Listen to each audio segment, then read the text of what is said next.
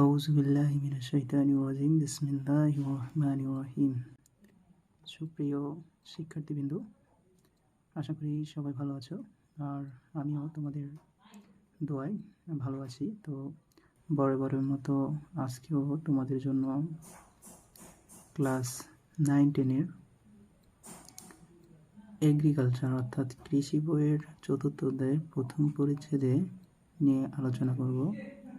প্রথম পরিচ্ছেদে আমাদের রয়েছিল ধান, পাট, সরিষা এবং মাসকলাই। ঠিক আছে, এই কয়টা বিষয় নিয়ে আমাদের আলোচনা করা হয়েছিল। তার মধ্যে আমরা ধান এবং পাট শেষ করেছি।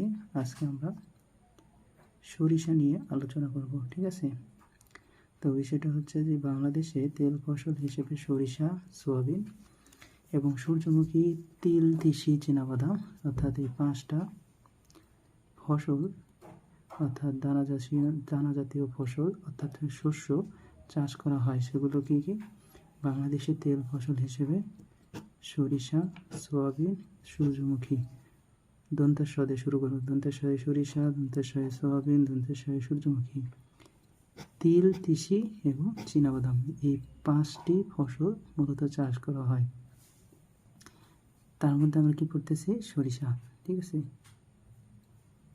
এবার বিষয়টা হচ্ছে যে জমি নির্বাচন। আমরা কিভাবে জমি নির্বাচন করব এই বিষয়টা। সেক্ষেত্রে দেখো বলা হচ্ছে যে জমি নির্বাচনের ক্ষেত্রে সরিষা চাষের জন্য বেলে দোআঁশ অথবা পলি দোআঁশ মাটি উপযোগী, অতএব সহজে পানি নিষ্কাশন করা যায় এরূপ বেলে দোআঁশ বা পলি দোআঁশ মাটি জমি কী করতে হবে? নির্বাচন করতে হবে। অর্থাৎ আমরা বেলে মাটি সম্পর্কে পড়ে এসেছি, আর এখানে পলি দোআঁশ মাটি। সেক্ষেত্রে বেলে মাটি তো আমরা চিনি যে মাটির কি সবচাইতে বেলে মাটি হচ্ছে বেলে দোআঁশ, অর্থাৎ যে মাটি বেলে মাটি বলতে যে সেই মাটিকে বোঝানো হয় যার কি পানির ধারণ ক্ষমতা খুব কম। আর পলি দোআঁশ মাটি, এখানে পলি শব্দটা অর্থাৎ আমরা জানি যে পলি দোআঁশ মাটি তো আমরা সবাই চিনি যে দোআঁশ মাটি হচ্ছে ফসল চাষের জন্য সবচাইতে আদর্শ জমি। আর পলি দোআঁশ অর্থাৎ পলি শব্দটা ব্যবহার করা হয়েছে, পলি আমরা জানি অর্থাৎ বন্যা। ঠিক আছে, বন্যা যখন হয় তখন বন্যার পানিতে বিভিন্ন ধরনের পলিকণা ভেসে বেড়ায়, যেগুলো বন্যার পানি নেমে গেলে জমিতে কি জমা হয়। আর এই কারণে বলা হচ্ছে যে পলি দোআঁশ মাটি থেকে উপযোগী সরিষা চাষের জন্য। তার মানে আমরা 2টা পয়েন্ট পেলাম। একটা হচ্ছে যে জমি নির্বাচনের ক্ষেত্রে, একটা হচ্ছে যে বেলে দোআঁশ ও পলি দোআঁশ মাটি উপযোগী। অতএব কেন এই ধরনের মাটি প্রয়োজন? কেননা এই মাটিগুলো পানি সুনিষ্কাশিত, পানি আটকে থাকে না। আমরা পরবর্তীতে জানতে পারবো যে সরিষা ফসলটি পানি বা জলমগ্নতা সহ করতে পারে না। ঠিক আছে, এই হচ্ছে আমাদের জমি নির্বাচন। এরপরে আসো জাত নির্বাচন। অর্থাৎ সরিষার ক্ষেত্রে কিছু জাত রয়েছে, এই জাত নির্বাচন সম্পর্কে আমরা জানবো। অর্থাৎ সরিষার অনেকগুলো জাত আছে। বাংলাদেশে যে সকল সরিষার চাষ করা হয় এরূপ সরিষার মধ্যে রয়েছে, সেগুলো হচ্ছে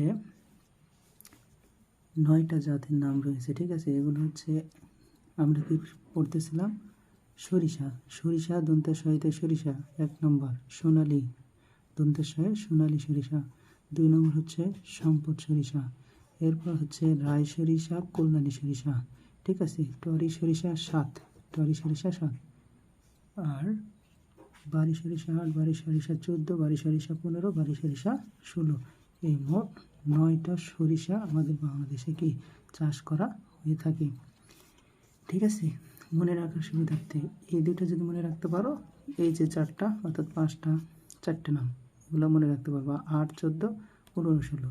আর হচ্ছে যে সোনালী সরিষা, সম্পদ সরিষা দন্তেশ্বরে, সোনালী সরিষা দন্তেশ্বরে সম্পদ সরিষা, রায় সরিষা, কল্যাণী সরিষা, টরি সরিষা 7। এই হচ্ছে বিষয়। আর বারি সরিষা 8, বারি সরিষা 14, বারি সরিষা 15, বারি সরিষা 16। বপনের সময় সম্পর্কে জানব। তো সেক্ষেত্রে বপনের বিষয়ে আমাদের 4টা বিষয় মাথায় রাখতে হবে। ঠিক আছে, 4টে বিষয়। সেগুলো কি কি? বাংলাদেশে সরিষার শীতকালীন ফসল। কি বলা হলো? বপনের সময় বাংলাদেশে শীতকালীন ফসল হচ্ছে সরিষা। আর শীতকালীন ফসলকে রবি শস্য বলা হয়, এটা মাথায় রাখবা। কোন ফসলকে রবি শস্য বলা হয়? রবি শস্য কাকে বলা হয়? অর্থাৎ শীতকালীন যে ফসল চাষ করা হয় বা যে আবাদ করা হয় সেটা হচ্ছে আমাদের রবি শস্য। তার মধ্যে কি, তার মানে রবি শস্যের মধ্যে পড়তেছে আমাদের সরিষা। এবার 2 নম্বর পয়েন্টটা হচ্ছে বিভিন্ন অঞ্চলের তারতম্য এবং জমির অবস্থা অনুসারে, কি অনুসারে, বিভিন্ন অঞ্চলের তারতম্য অর্থাৎ জমির তারতম্য, ঠিক আছে, বিভিন্ন ধরনের জমি বিভিন্ন ধরনের হতে পারে। সেক্ষেত্রে দেখা যায় যে কোনো অঞ্চলের মাটি দোআঁশ, কোনো অঞ্চলের মাটি এঁটেল, কোনো অঞ্চলের মাটি বেলে, এ ধরনের অর্থাৎ মাটির অঞ্চল ভিত্তিক তারতম্য এবং কি অঞ্চল ভিত্তিক আমাদের আবহাওয়ারও পরিবর্তন হয়। এই কারণে বলা হলো যে বিভিন্ন অঞ্চলের তারতম্য এবং জমির বলতে কি বোঝানো হয়, এটা প্রশ্ন হয়।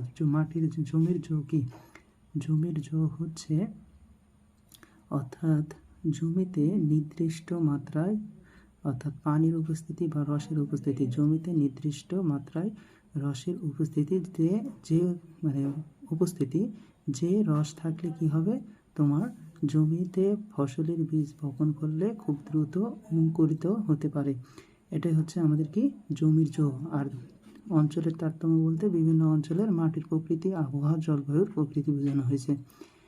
অবস্থা অনুসারে ঠিক আছে, এখানে অনুসারে কি করা হয়, কল্যাণী, ঠিক আছে, অনুসারে কল্যাণী সরিষা, টরি সরিষা, সোনালী সরিষা, বারি সরিষা 8, এই 4টা সরিষা কি অনুসারে, অর্থাৎ অবস্থা অনুসারে কল্যাণী সরিষা, টরি সরিষা, সোনালী সরিষা আর বারি সরিষা 8, এই 4টা সরিষা কি করা হয়, এর বীজ মধ্য আশ্বিন, এই যে অনুসারে এটার সাথে মিল করে রাখবা যে মধ্য আশ্বিন হতে মধ্য আশ্বিন, ঠিক আছে, মধ্য আশ্বিন থেকে যে মধ্য কার্তিকে যে কল্যাণী, ঠিক আছে, কল্যাণী যে সরিষার নাম শুনলাম, কল্যাণী অর্থাৎ কার্তিক মাসের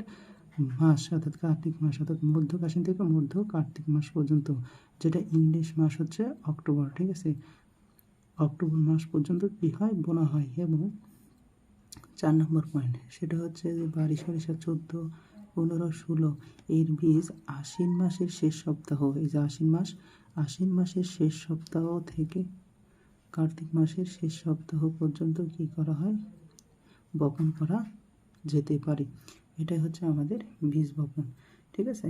তো বীজ বপনের ক্ষেত্রে কয়টা পয়েন্ট মাথায় রাখবা, বীজ বপনের ক্ষেত্রে 4টা পয়েন্ট মাথায় রাখতে হবে। সেগুলো কি, একটা হচ্ছে যে সরিষা হচ্ছে শীতকালীন ফসল, মাটির অবস্থা অনুসারে 4টা সরিষার জাত, সেটা হচ্ছে কল্যাণী, টরি, সোনালী সরিষা, বারি সরিষা 8, ঠিক আছে।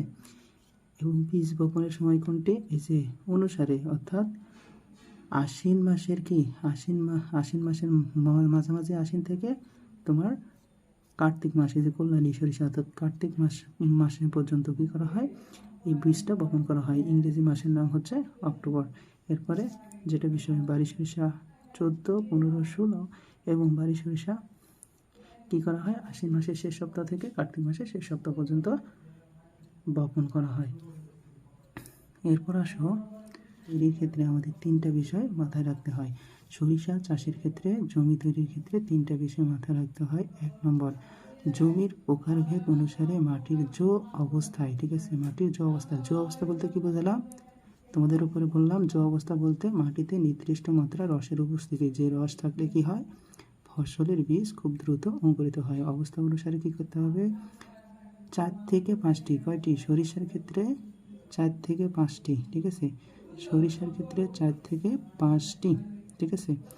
আড়াআড়ি চাষ ও মই দিয়ে মাটি ঝুরঝুরো করে নিতে হবে। এখানে একটা শব্দ ব্যবহার করা হয়েছে, আড়াআড়ি বলতে ধরো তোমার এটা একটা কি জমি, ঠিক আছে, এই জমিতে এটা কি দৈর্ঘ্য, ঠিক আছে, দৈর্ঘ্য, আর এটা কি প্রস্থ, ঠিক আছে, প্রস্থ। সেই ক্ষেত্রে আড়াআড়ি বলতে বোঝানো হচ্ছে যে তুমি প্রথমবার চাষ দিলা দৈর্ঘ্য বরাবর, ঠিক আছে, দ্বিতীয়বার চাষ দিলা প্রস্থ বরাবর, এটা হচ্ছে আমাদের আড়াআড়ি চাষ। অর্থাৎ প্রথমবারে দৈর্ঘ্য বরাবর, পরবর্তীতে প্রস্থ বরাবর, পরবর্তীতে আবার দৈর্ঘ্য বরাবর, পরবর্তীতে আবার প্রস্থ বরাবর, এটা হচ্ছে আমাদের কি আড়াআড়ি চাষ।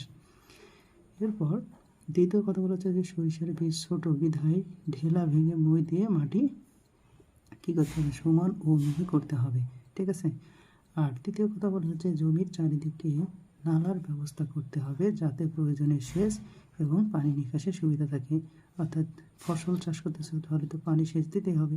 এবং আরেকটা বিষয় হচ্ছে পানি নিকাশ, অর্থাৎ যদি বৃষ্টির পানি বলো বা তোমার বেশি যদি পানি সেচ দেওয়া হয় সেক্ষেত্রে পানি নিকাশ অর্থাৎ বাহির করার পদ্ধতি, অর্থাৎ পানি যাতে জমে না থাকে নালার মাধ্যমে তুমি পানিগুলো জমি থেকে কি অপসারণ করতে পারবে।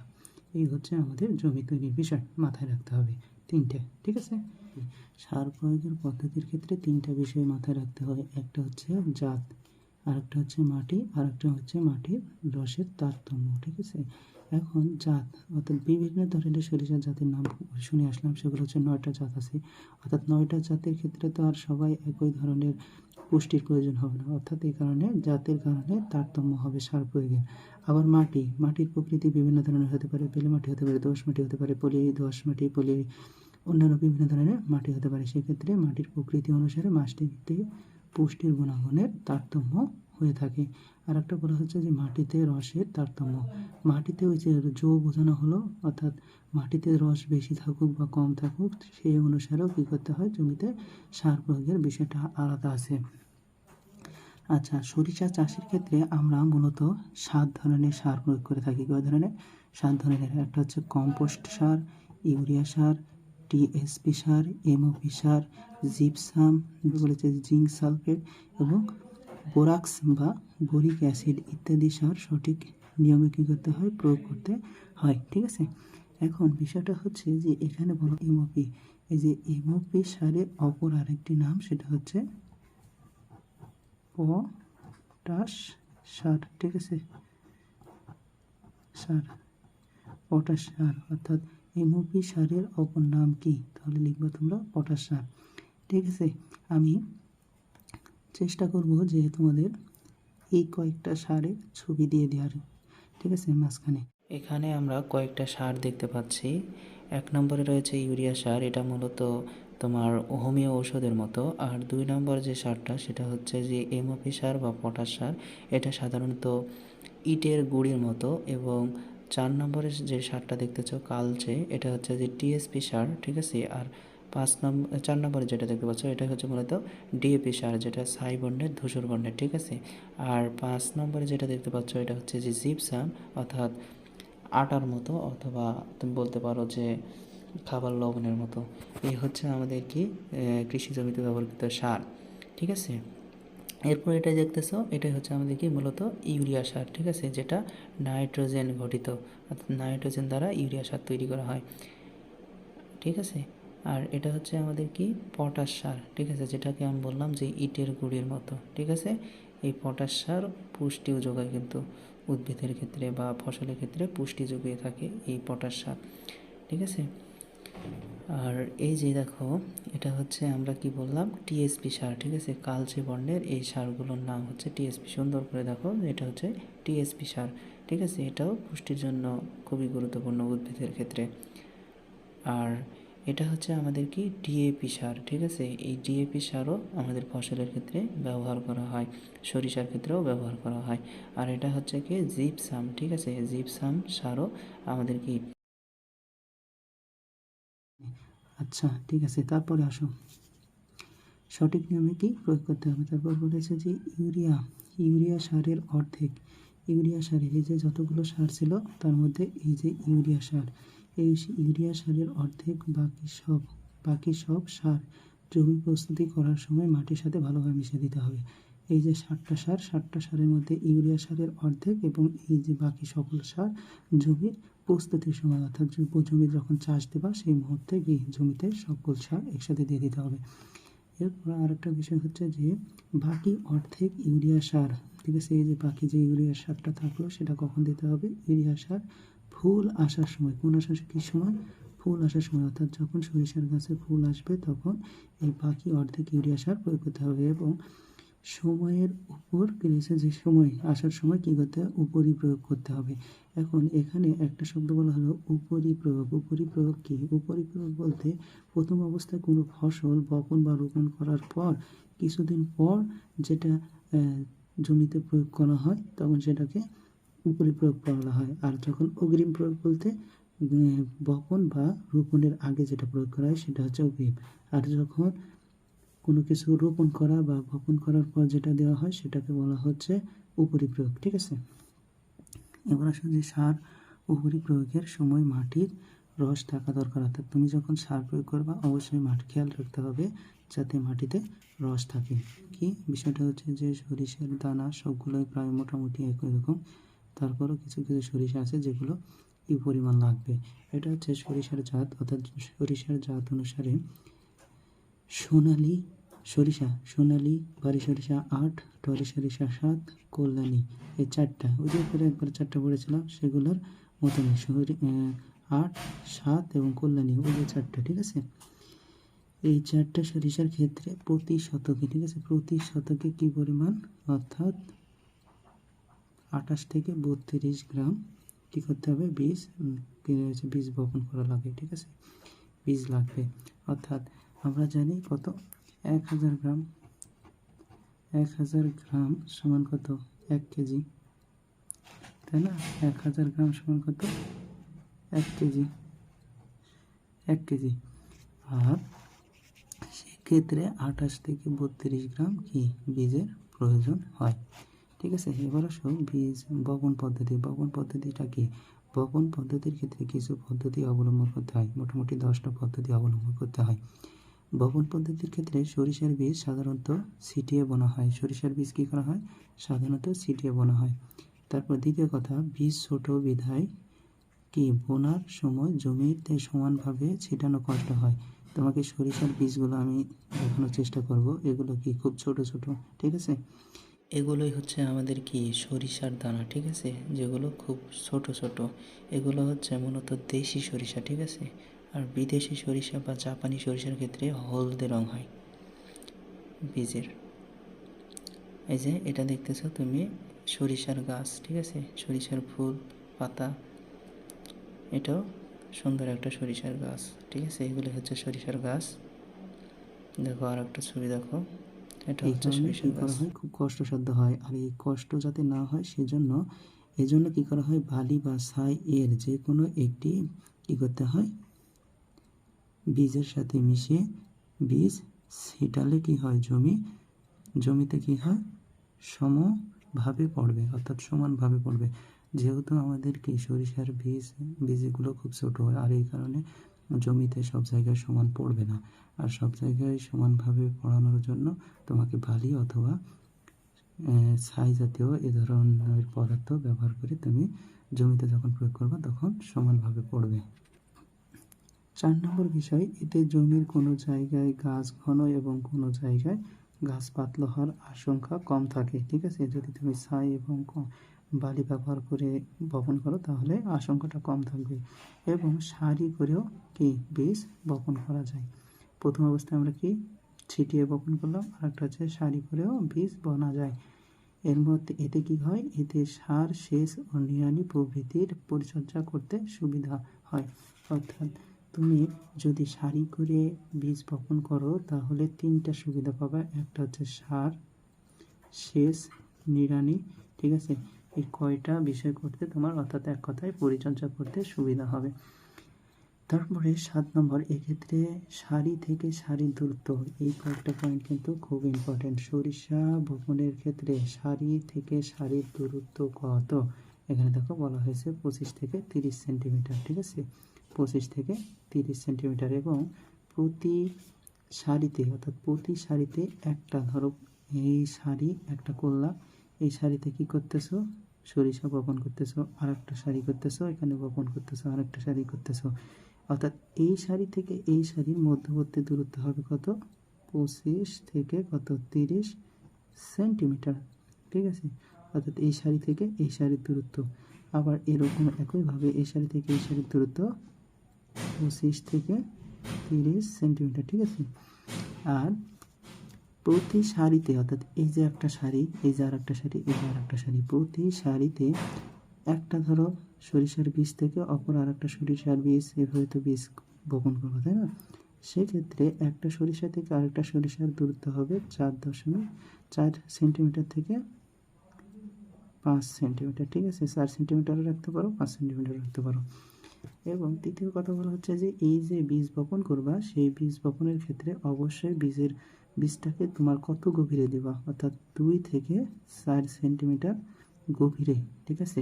বেশি গভীরে দিলে কি হবে না, সরিষার গাছগুলো অঙ্কুরিত হতে পারবে না।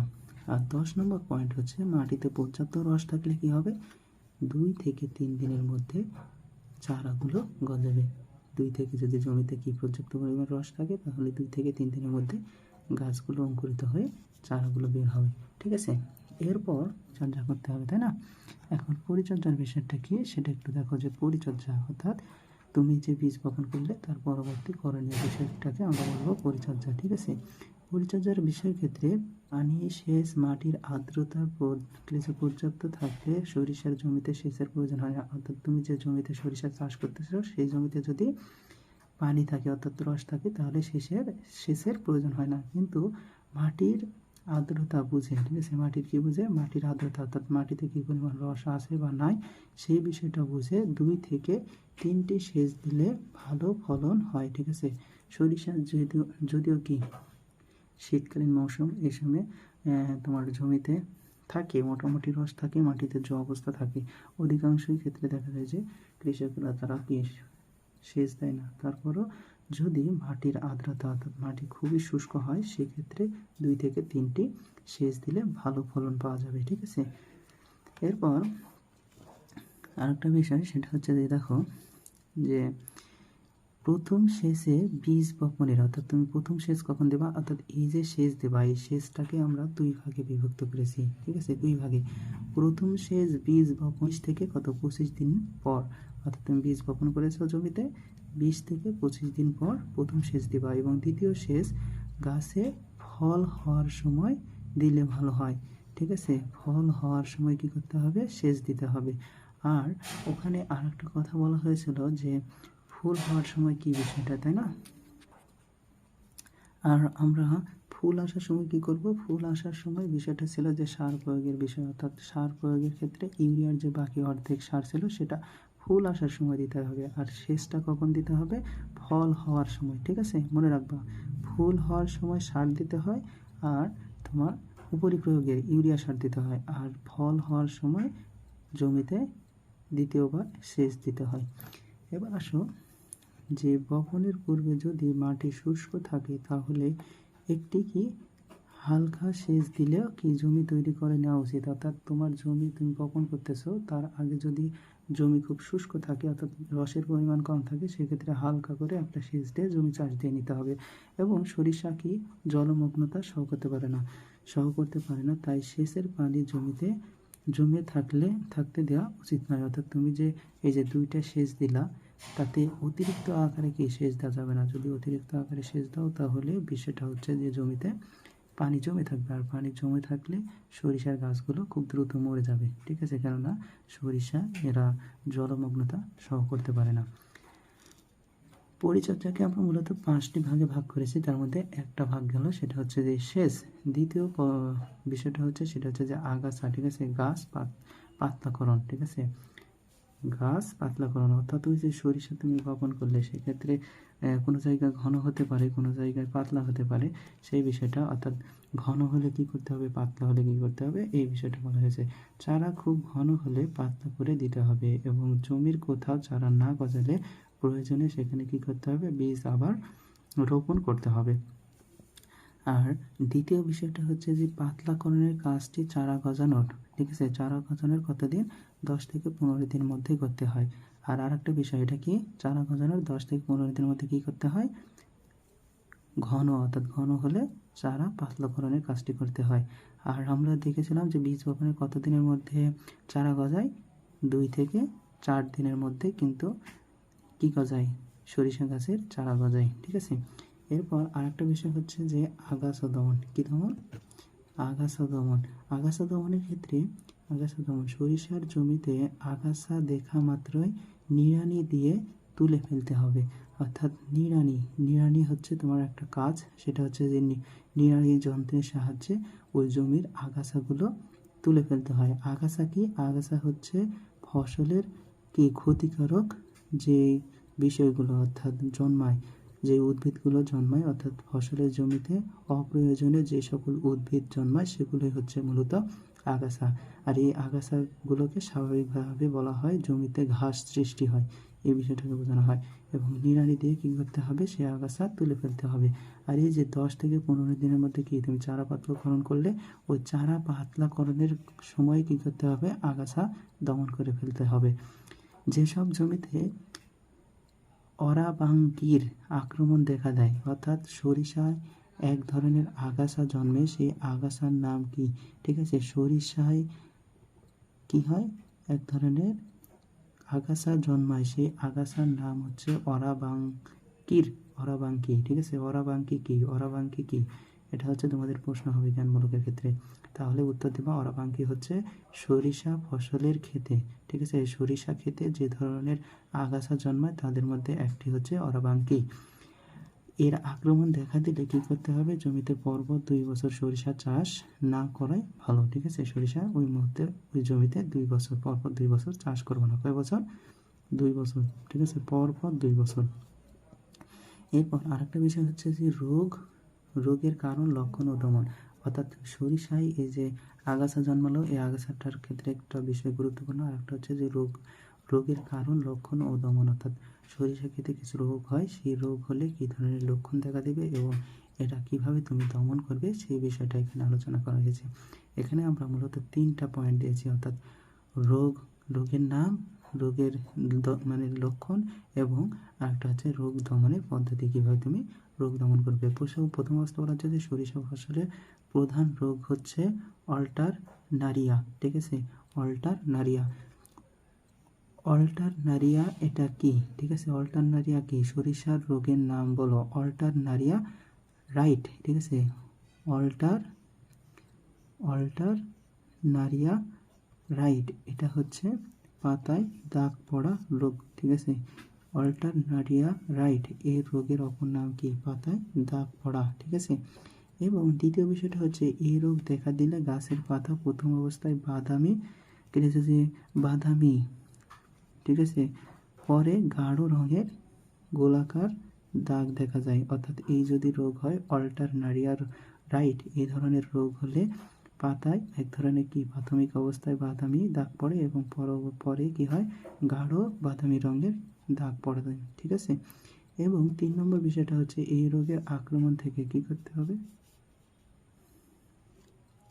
3 নম্বর বিষয় সেটা হচ্ছে যে এই রোগের আক্রমণ, ঠিক আছে, আক্রমণ থেকে ফসলকে রক্ষা করতে হলে কী করতে হবে, সেটা হচ্ছে প্রতিরোধ হিসেবে সঠিক নিয়মে বীজ বপন করতে হবে। অর্থাৎ সঠিক সময়ে সার, সঠিক সময়ে সেচ, সবগুলো যদি তুমি সঠিক নিয়মে করো তাহলে এই ধরনের রোগ হওয়ার আশঙ্কা কম থাকবে। ঠিক আছে, এরপর তোমার কাজকে পোকামাকড় দমন 4 নম্বর গেল, এটা হচ্ছে 5 নম্বর। ঠিক আছে, পরিচর্যার বিষয় এটা হচ্ছে 5 নম্বর, সেটা হচ্ছে পোকামাকড় দমন। অর্থাৎ সরিষা ক্ষেতে কী ধরনের পোকামাকড় হয় এবং কীভাবে দমন করবে সেই বিষয়টা বলা হয়েছে। অর্থাৎ সরিষা ক্ষেতের প্রধান, ঠিক আছে, একটু পুরোটাই দেখায়, সেটা হচ্ছে যে সরিষার প্রধান ক্ষতিকারক পোকা হলো জাপ পোকা। কি পোকা? জাপ পোকা। অর্থাৎ সরিষা ক্ষেতের প্রধান পোকার নাম কি? জাপ পোকা। সরিষার যে প্রধান রোগের নাম কি? Alternaria right. এবং সরিষায় ক্ষেত্রে আগাছা কি জন্মায়? অরবাঙ্কি। ঠিক আছে, অরবাঙ্কি হচ্ছে সরিষার আগাছা, অল্টারনারিয়া হচ্ছে সরিষার একমাত্র রোগ এবং জাপ পোকা হচ্ছে সরিষার একমাত্র ক্ষতিকারক পোকা। এরপরে আসো, সেটা হচ্ছে যে বাচ্চা ও পরিণত জাপ পোকা সরিষার কাণ্ড, পাতা, পুষ্পমঞ্জুর, ফুল ও ফল থেকে রস চুষে খায়, ফলে গাছ দুর্বল হয়ে যায়। এই জাপ পোকা বাচ্চা এবং প্রাপ্তবয়স্ক, ঠিক আছে, জাপ পোকা কী করে? সরিষার এক নম্বর কাণ্ড থেকে, 2 নম্বর পাতা থেকে, 3 নম্বর পুষ্পমঞ্জুর থেকে, ঠিক আছে, অর্থাৎ যে জায়গায় অর্থাৎ ফুল যখন সৃষ্টি হচ্ছে, অর্থাৎ ফুল যেখানে সৃষ্টি হবে মঞ্জুর, ঠিক আছে, যেখানে পুষ্প মঞ্জুর বলতে আমরা বুঝি যে যেহেতু অনেক সময় দেখা যায় যে ফুল একটা হয়, তাই না, একটা হয়, কিন্তু সরিষার ফুলগুলো এরকম হয়, অনেকগুলো থোকা হয়। ঠিক আছে, অনেকগুলো থোকা হয়। তো এই সকল ফুলকে একত্রে বলা হয় পুষ্পমঞ্জুর, ঠিক আছে, পুষ্পমঞ্জুরি বলা হয়। আর এই পুষ্পমঞ্জুরি থেকে কি করে, জাপ পোকা রস চুষে খায়, ঠিক আছে।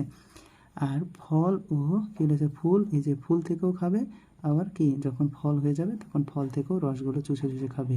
এর ফলে কি হবে, গাছগুলো দুর্বল হয়ে যাবে। 3 নম্বর বিষয়টা হচ্ছে যে ফুল ও ফল ধারণ কি বলেছে যে বাধাগ্রস্ত হয়। ধারণ কি, অর্থাৎ ফুল এবং ফল ধরতে বাধাগ্রস্ত হয়। কার কারণে বাধাগ্রস্ত হয়, জাপ পোকার কারণে। যদি প্রশ্ন হয় যে সরিষার ফুল ও ফল এর জন্য বাধাগ্রস্ত করে কোন বিষয়টি, অপশান থাকবে কি জানেন, অপশান থাকবে সেটা হচ্ছে যে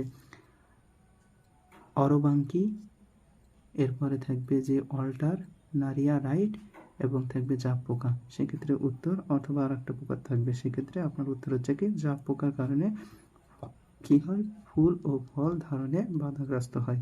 তারপরের বিষয়টা হচ্ছে 5 নম্বর বিষয় হচ্ছে ফল কুকড়ে ছোট হয়ে যায়, ঠিক আছে। এই যে ফল ধরে না, বাধাগ্রস্ত হয়, তারপরও যদি ধরে সেক্ষেত্রে ফল কি হবে, কুচড়ে যাবে, ঠিক আছে।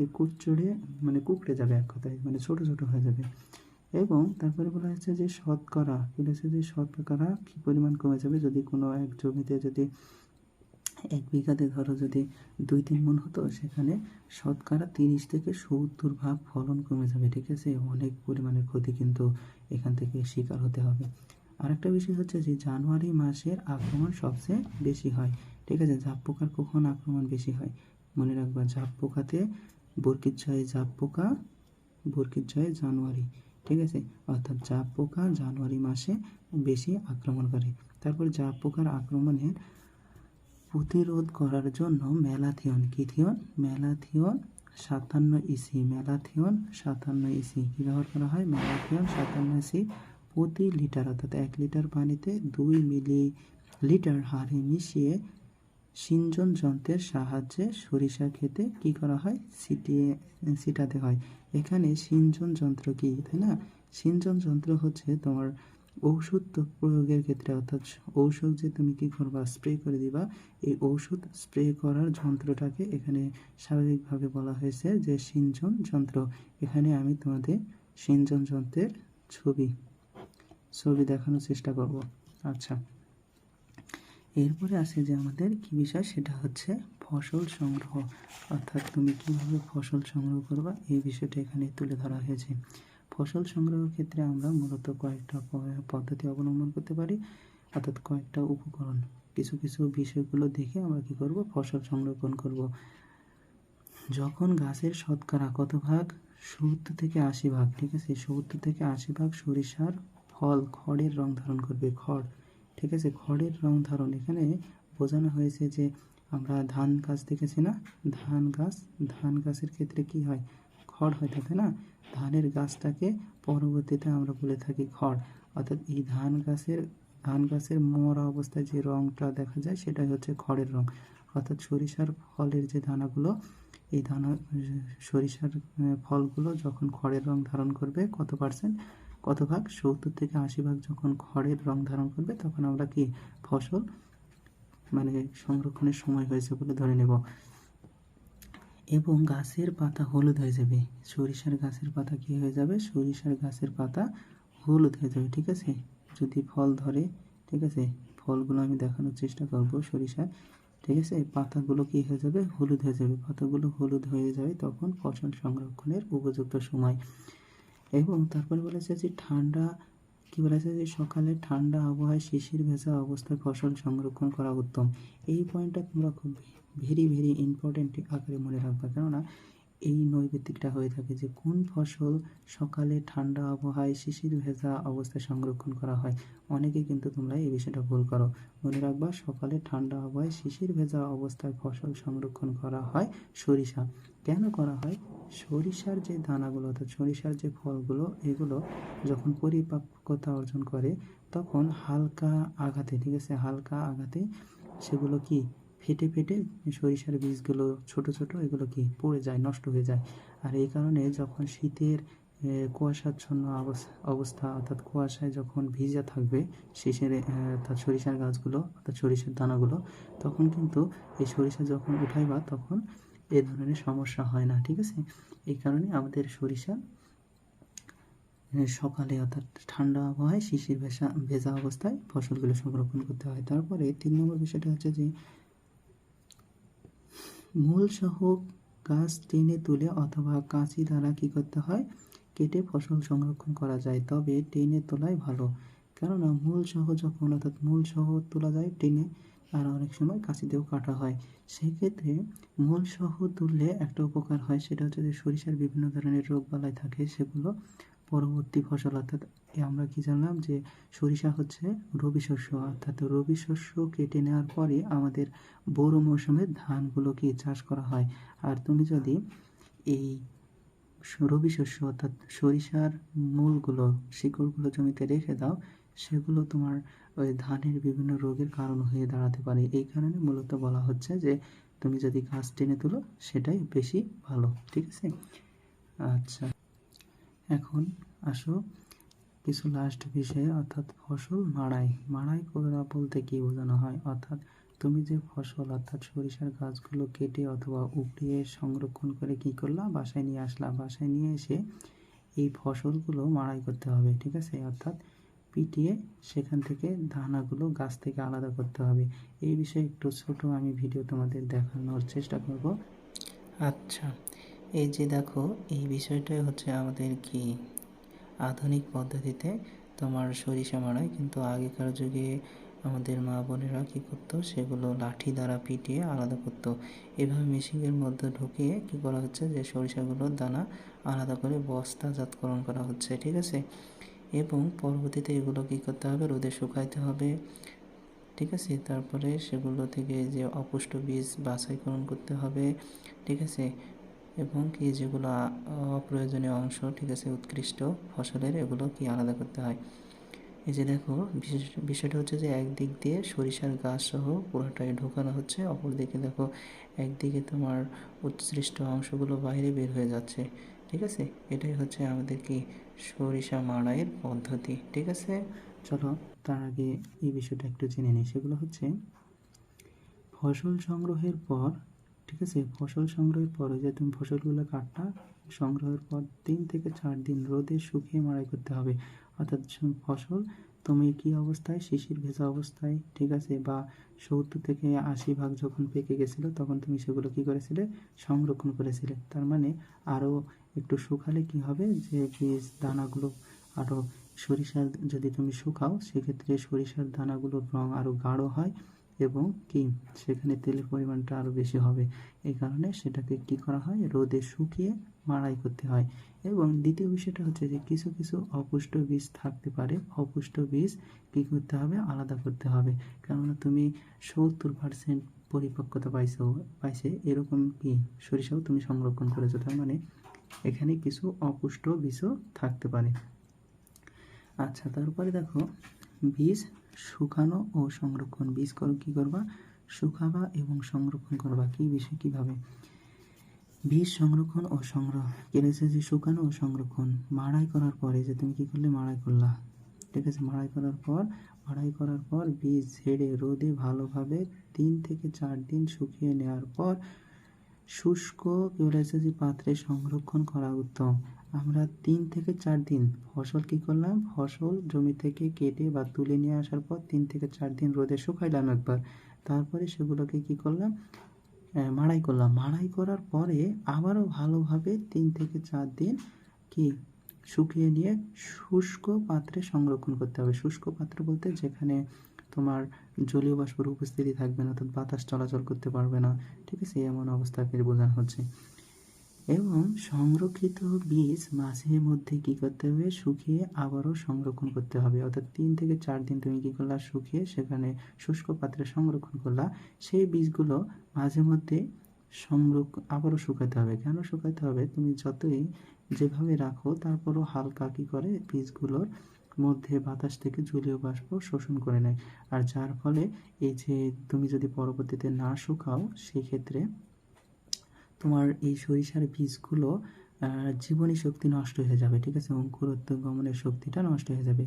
পরবর্তীতে কী করতে হবে, রোদে শুকানো বীজগুলো গরম অবস্থায় সংরক্ষণ করলে বীজের অঙ্কুরোদ্গমনের ক্ষমতা নষ্ট হয়ে যায়।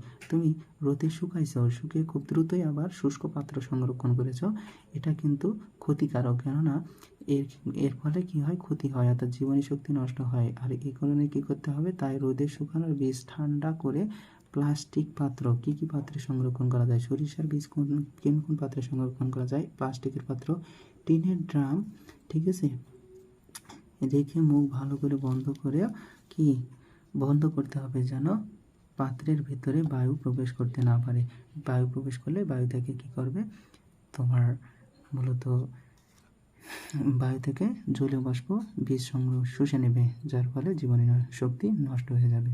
আচ্ছা, তারপরে বিষয়টা কি দেখো, বলা হচ্ছে যে ফলন, ঠিক আছে, ফলনের বিষয়টা কি কি, ফলনের বিষয়টা জানতে হলে এখানে মূলত সরিষার গুরুত্ব, তার উপরে আমরা ফলন সম্পর্কে জানবো। অর্থাৎ ফলন হচ্ছে বাংলাদেশের সরিষা ফলন প্রতি শতকে 3 থেকে 3.5 কেজি হয় প্রতি শতকে, ঠিক আছে, প্রতি শতকে কী পরিমাণ হয়, 3 থেকে 3.5 কেজি হয় প্রতি শতকে। 1 শতক জমি সমান কত, 1 শতক, ঠিক আছে, 1 শতক সমান হচ্ছে তোমার 40 বর্গ মিটার, ঠিক আছে, 40 বর্গ মিটার, ঠিক আছে, অর্থাৎ 40 বর্গ মিটার, অর্থাৎ এইদিকে দৈর্ঘ্য এবং প্রস্থ কী হয়, 1 শতক জমি হয়, সেখান থেকে আমরা পাবো 3 কেজি থেকে 3.5 কেজি, ঠিক আছে, 5 কেজি কী পাবো, তোমার সরিষার বীজ পাবো। এটাই হচ্ছে আমাদের কি বাংলাদেশে সরিষার উৎপাদনের বিষয়। তারপরে আসো, সেটা হচ্ছে যে লাস্ট বিষয়, সেটা হচ্ছে যে সরিষা ফসলের গুরুত্ব। সরিষা ফসলের গুরুত্বটা কি, এখানে গুরুত্বের বিষয়টা আমরা মূলত 5টা পয়েন্ট আকারে লিখেছি। সেগুলো হচ্ছে যে বাংলাদেশে 3 প্রকার সরিষা চাষ করা হয়। বাংলাদেশে কয় প্রকার সরিষা চাষ করা হয়, 3 প্রকার, কিন্তু আমরা জাত জেনেছিলাম মোট 9টি, ঠিক আছে, সরিষার জাত হচ্ছে 9টি।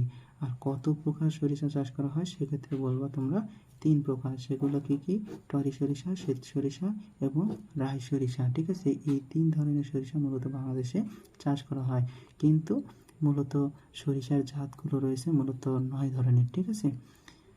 এবার বলা হচ্ছে যে 1 নম্বর, বিভিন্ন জাতের সরিষার বীজ, অর্থাৎ 9 ধরনের জাতের বীজ আছে। তো বিভিন্ন ধরনের সরিষার জাতে তেল থাকে 40 থেকে কত, 44%, ঠিক আছে, তেলের পরিমাণ কত থাকে, 40 থেকে 44%।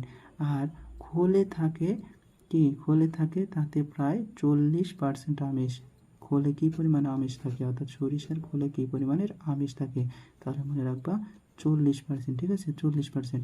এবং এটাই হচ্ছে আমাদের কি সরিষা থেকে প্রাপ্ত খোল। এই খোল সাধারণ হিসেবে ব্যবহার করা হয় তোমার গবাদি পশুর খাদ্য হিসেবে, যেগুলো খাওয়ালে গবাদি পশু খুব দ্রুত মোটা তাজা হয়। এছাড়াও ফসলের জমিতে জৈব সার হিসেবে ব্যবহার করা হয়। এছাড়াও ব্যবহার করা হয় মাছ চাষের ক্ষেত্রে, মাছের খাদ্য হিসেবে ব্যবহার করা হয় এই খোল, ঠিক আছে।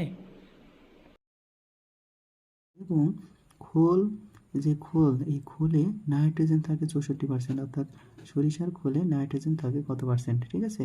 এখন যদি বলা হয় যে সরিষা সম্পর্কে একটু বলো, তাহলে সরিষার গুরুত্ব সম্পর্কে যদি বলা হয় তাহলে একটু কথা বলবো যে, ঠিক আছে, সরিষা 3 প্রকার চাষ করা হয়। আর সরিষার বীজে কী পরিমাণ থাকে, তেল থাকে 40 থেকে 44, আমিষ থাকে 40%, নাইট্রোজেন থাকে 64%। এবার আসলে যে সরিষার আরও কিছু গুরুত্ব আছে, সেগুলো হচ্ছে যে সরিষার খোল গরু মহিষের জন্য খুব পুষ্টিকর খাদ্য এবং উৎকৃষ্ট জৈব সার। এই যে সরিষার খোল, এটা আমরা গরু এবং মহিষকেও খাওয়াতে পারি এবং পাশাপাশি জমিতে সার হিসেবে, জৈব সার হিসেবেও প্রয়োগ করতে পারি, ঠিক আছে, জৈব সার। আর একটা হচ্ছে গরু মহিষের জন্য পুষ্টিকর খাদ্য। এবং এই খোলটাকে কিন্তু আমরা মাছেরও খাদ্য হিসেবে ব্যবহার করে থাকি, ঠিক আছে, পুকুরে যারা মাছ চাষ করে তারা কিন্তু এই সরিষার খোল মাছের খাদ্য হিসেবে ব্যবহার করে। সেক্ষেত্রে মাছের খাদ্য হিসেবে যখন ব্যবহার করা হয় তখন এই খোলটাকে, অর্থাৎ সরিষা থেকে প্রাপ্ত খোলটাকে কি করা হয়, তোমার ভিজিয়ে রাখতে হয় 1 রাত, এক রাত ভিজিয়ে রেখে পরের দিন সকালে পুকুরে মাছের খাদ্য হিসেবে ব্যবহার করা হয়। তারপরে এছাড়াও রান্নার কাজে সরিষার তেল ব্যবহার করা হয়ে থাকে, ঠিক আছে। রান্নার কাজে কি আমরা সরিষার তেলটা খেয়ে থাকি, ঠিক আছে। বিভিন্ন ধরনের ভর্তা তৈরির ক্ষেত্রেও আমরা কিন্তু এই সরিষার তেলটা ব্যবহার করে থাকি, কেন তো সরিষার তেলে বেশি পরিমাণের কি আমিষের পরিমাণটা রয়েছে। তারপরে বলেছে যে সরিষার জমিতে কৃত্রিম উপায়ে খরচে মৌমাছি পালন করে মধু সংরক্ষণ করা যায়, ঠিক আছে। অর্থাৎ তোমরা দেখবা যে শীতের মৌসুমে যখন অর্থাৎ মাঠ ফসলের পুরোপুরিটা হলুদ হয়ে যায়, ঠিক আছে, সরিষার ক্ষেতে, তখন কিন্তু মৌমাছির অনেক আনাগোনা হয়। আর এই সময় তুমি কৃত্রিমভাবে মৌমাছিও পালন করতে পারবা। এই জন্য সরিষাকে মধু উৎপাদনকারী উদ্ভিদও বলা হয়, ঠিক আছে। মধু উদ্ভিদও বলা হয়। কাজে অর্থনৈতিক কাজে কী করা হচ্ছে, এখান থেকে আমরা অর্থ উৎপাদন করতে পারছি এবং সরিষা অনেক ক্ষেত্রে ঔষধ শিল্পেও কাজে লাগে এবং কৃষিক্ষেত্রে সরিষা ফসলের গুরুত্বপূর্ণ বিষয়। এই হচ্ছে আমাদের মূলত সরিষার মধ্যে মূল বিষয়গুলো ছিল। তো আমাদের সরিষা বিষয়ে পড়া। তো আশা করি আমার অবস্থান থেকে আমি তোমাদের বোঝানোর চেষ্টা করেছি। আশা করি তোমরা মোটামুটি বুঝতে পেরেছ। তো সকলের জন্য দোয়া রইল। সকলে তোমরা ভালো থেকো, সুস্থ থেকো, সুন্দর থেকো। দোয়া রাখি তোমাদের জন্য, তোমরাও আমার জন্য দোয়া রাখো, ঠিক আছে। খোদা হাফেজ। আসসালামু আলাইকুম ওয়া রাহমাতুল্লাহ।